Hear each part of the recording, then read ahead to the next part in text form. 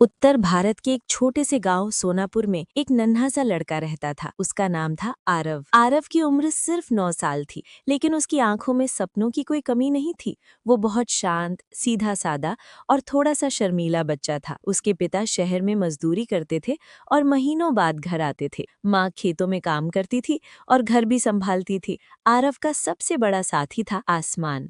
जब भी उसे दुख होता, वो खुले मैदान में जाकर ऊपर देखता। नीला आसमान, उड़ते बादल और दूर दूर तक फैली आजादी। उसे लगता जैसे आसमान उससे बातें कर रहा हो। पतंग का सपना। एक दिन गांव में मकर संक्रांति का त्योहार आया। हर तरफ रंग बिरंगी पतंगे उड़ रही थीं, कहीं लाल, कहीं पीली, कहीं हरी, और कुछ तो इतनी बड़ी थी कि लगता था जैसे आसमान को छू लेंगी। आरव एक कोने में खड़ा होकर सबको देख रहा था। उसके हाथ खाली थे, लेकिन दिल में एक पतंग उड़ रही थी। वो बुदबुदाया, काश मेरी भी एक टूटी हुई पतंग। अगले दिन सुबह सुबह आरव खेत की ओर जा रहा था, तभी उसकी नजर झाड़ियों में फंसी एक टूटी हुई पतंग पर पड़ी। पतंग थोड़ी फटी हुई थी, डोर गायब थी और रंग भी हल्का पड़ गया था, लेकिन आरव की आंखें चमक उठी। उसने पतंग को धीरे से निकाला, धूल झाड़ी और सीने से लगा लिया। कोई बात नहीं, वो बोला, मैं तुम्हें फिर से उड़ाऊंगा। वो घर गया, माँ से पुराना कागज मांगा, आटे से गोंद बनाई और बड़ी मेहनत से पतंग को जोड़ने लगा। उसकी उंगलियां चिपचिपी हो गईं, लेकिन चेहरे पर मुस्कान थी। शाम तक उसकी पतंग फिर से तैयार थी। पहली उड़ान।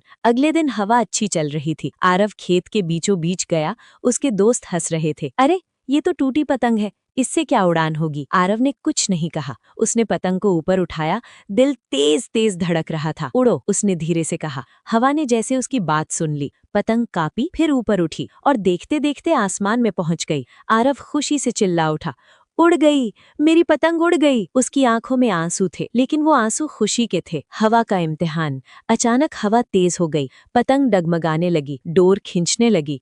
आरव डर गया, कहीं टूट न जाए। उसने डोर कसकर पकड़ ली। उसे याद आया, पिता कहते थे, जिंदगी भी पतंग जैसी है बेटा, ढील दोगे तो गिर जाएगी, ज्यादा खींचोगे तो टूट जाएगी। आरव ने धीरे धीरे डोर को संभाला। पतंग फिर से संतुलन में आ गई। वो बहुत ऊपर चली गई, इतनी ऊपर कि छोटी लगने लगी। आसमान से बातें। आरव लेट गया, आसमान को देखने लगा। उसे लगा पतंग उससे कह रही है, डर मत, उड़ते रहो। आरव बोला, क्या मैं भी बड़ा होकर तुम्हारी तरह उड़ पाऊंगा? हवा सरसराई, जैसे जवाब मिला हो। अचानक हादसा। तभी एक तेज झोंका आया, डोर हाथ से फिसल गई। नहीं, डोर टूट गई, पतंग आजाद हो गई। वो बहुत दूर, बहुत ऊपर जाने लगी। आरव दौड़ा, चिल्लाया, लेकिन पतंग उसकी पकड़ से बाहर जा चुकी थी। वो जमीन पर बैठ गया, आंसू बहने लगे। माँ की सीख। शाम को माँ आई। आरव को रोता देख बोली, क्या हुआ बेटा? आरव बोला, मेरी पतंग उड़कर चली गई। माँ मुस्कुराई, तो क्या हुआ? वो उड़ पाई, यही तो उसकी जीत है। आरव चुप हो गया। माँ बोली, हर चीज हमारे पास हमेशा नहीं रहती, कुछ चीजें हमें उड़ना सिखाने आती।